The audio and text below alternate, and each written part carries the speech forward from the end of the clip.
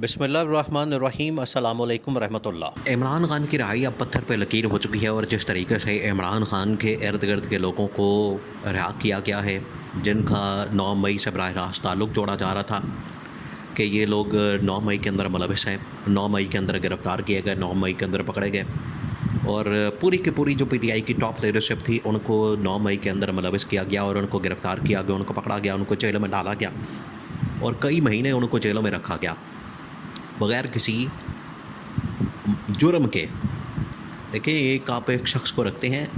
जुर्म के बाद जेल में, लेकिन एक शख्स ने जुर्म अगर किया ही नहीं, उसके ऊपर साबित अभी हुआ ही नहीं, आप उसको जेल में नहीं रख सकते ज़्यादा देर। और इमरान खान की पूरी लीडरशिप, डॉक्टर यास्मीन राशिद से लेकर एजाज चौधरी, महमूद रशीद और उमर सरफराज सीमा, फिर उसके बाद अली मीन गन्नापुर, शहरयार अफरीदी और उमर अयूब ख़ान, फिर फैसल जावेद ख़ान, ये तमाम लोग जो है ये 9 मई के मुकदमात के अंदर इनको फंसाया गया। लेकिन 9 मई का मुकदमा ये असल में इस्टेब्लिशमेंट और इमरान ख़ान के दरमियान नून लीग ने असल में इसको भड़काया और इसके पीछे बकौल पीटीआई के उस वक्त के IG Punjab doctor Usman, chief minister Mohsin Naqvi शामिल है। ये कैटेगोरिकली उनकी जानिब से स्टेटमेंट आ चुका है और उनकी जानिब से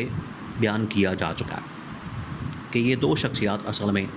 इस पूरे वाक़े के पीछे, इस पूरे इंसिडेंट के पीछे और पीटीआई को इस जाल के अंदर फंसाने के पीछे ये दो शख्सियात शामिल हैं, जिन्होंने इमरान खान और पूरी पीटीआई को इस बहाने से ख़त्म करने की कोशिश की। देखिए, जब ये 9 मई का वाक़या हुआ तो उसके बाद उस वक्त जो मोहसिन नकवी था, चीफ मिनिस्टर, निगरान वज़ीर आला पंजाब, अब इंटीरियर मिनिस्टर है, बड़ा ताकतवर आदमी है, बड़ा पावरफुल आदमी है, डायरेक्ट उसकी आर्मी चीफ जनरल आसिम के साथ दोस्ती है, बड़ी पक्की यारी है और जिसकी वजह से इंटीरियर मिनिस्टर है, वज़ीर दाखिला है और उसका काम कोई रोकता नहीं। और कहा जाता है कि इस्लामाबाद के अंदर शहबाज शरीफ से भी अगर कोई ताकतवर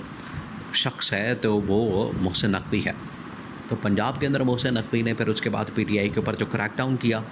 जिस तरीके से पकड़ दकड़ की, जिस तरीके से उनके ऊपर हमला, जिस तरीके से उनको गिरफ़्तार, छापे और घरों के अंदर तोड़ फोड़ और ये तशद्दुद का निशाना बनाया गया,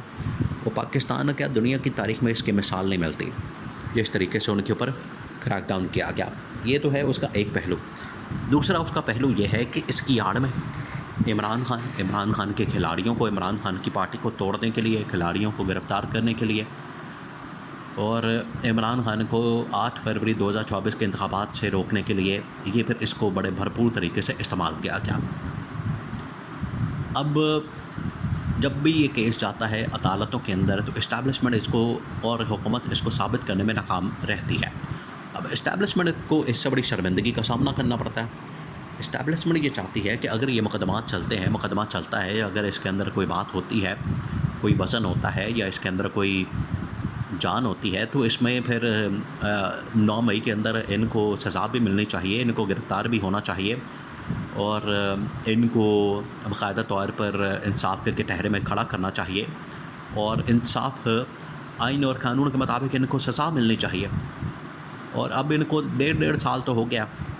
ज़्यादा से ज़्यादा एहतजाज करने पर, जलाओ घिराव करने पर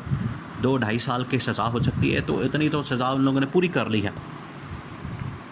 तो अब इनको जेल में रखने का मकसद क्या है? तो एक एक करके फिर इनको छोड़ा जा रहा है, रिहा किया जा रहा है और इमरान खान की जो डिमांड है अपनी जगह पर मौजूद है। देखिए, इमरान खान और इस्टेब्लिशमेंट के दरमियान पिछले काफ़ी अर्से से राब्तों का सिलसिला शुरू हुआ। अब इमरान खान ने जो डिमांड रखी, सबसे बड़ी और पहली डिमांड इमरान खान ने का, जिसके ऊपर खादी फाइज ईसा दबा के बैठा हुआ है और अपनी जो तशरीफ़ होती है उसको रख के बैठा हुआ है। खादी फाइज जैसा इस केस को खुलने नहीं देता 9 मई के। इमरान खान की ये डिमांड है कि जुडिशल कमीशन बनाया जाए, जुडिशल इंक्वायरी कराई जाए और 9 मई के अंदर जो जो शामिल है उसको पकड़ा जाएगा और इंसाफ के मुताबिक उसके साथ सलूक किया जाए। लेकिन खादी फाइज जैसा उसके ऊपर बैठा हुआ है सापा बन के, उसको केस को खुलने ही नहीं देता, चलने नहीं देता। तो अब इस्टेब्लिशमेंट को नज़र आ गया है कि अगर ये खादी फाइज ईसा के दौर में तो ये केस नहीं खुला, खादी फाइज ईसा के दौर में तो ये मामला बिल्कुल दबा रहा और काजी फाइज ईसा को इस बात का अंदाज़ा है कि इसको किस तरह से इस्तेमाल किया गया इस केस को इमरान खान को सिस्टम से निकालने के लिए। तो काजी फाइज ईसा के दौर में तो ये खुला नहीं है, लेकिन अगर अगला जो चीफ़ जस्टिस है, चीफ़ जस्टिस मंसूर अली शाह, उसके दौर में अगर जस्टिस मंसूर अली शाह आते साथ ही इस केस को टेकअप करता है, चीफ़ जस्टिस बनते साथ ही इमरान खान की, देखिए जिस तरीके से इमरान खान के हक़ में फ़ैसला आया, इमरान खान को मखसूस नशस्तें देने का कहा गया है, उसकी वजह से इस्टेब्लिशमेंट भी बड़ी परेशान है और इस्टेब्लिशमेंट के कान खड़े हो गए।